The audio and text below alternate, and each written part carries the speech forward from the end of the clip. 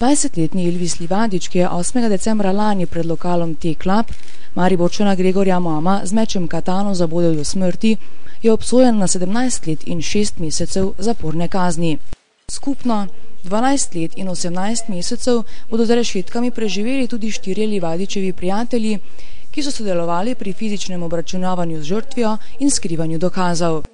Ja, sodišče mislim, da je popustilo pod vtisom sicer tragičnega dogodka, popustilo tudi pod pritiskom javnosti, ker kazenski zakon ne določa takih pogojev za izrek maksimalne kazni. Zagovornik Livadića je pritožbo že napovedal. Kako komentirate obsodbo?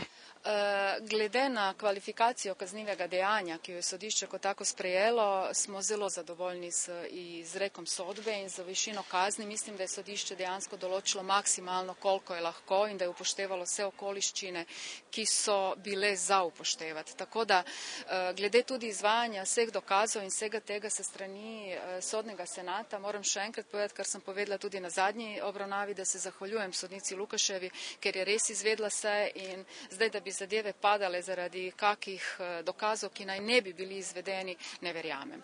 Jaz mislim, da je sodba bila v redu, sodišče je delalo tako, kot more, kazni so primerne, ampak nobena kazen, ki jo dobijo, ne more meni vrniti Gregorja.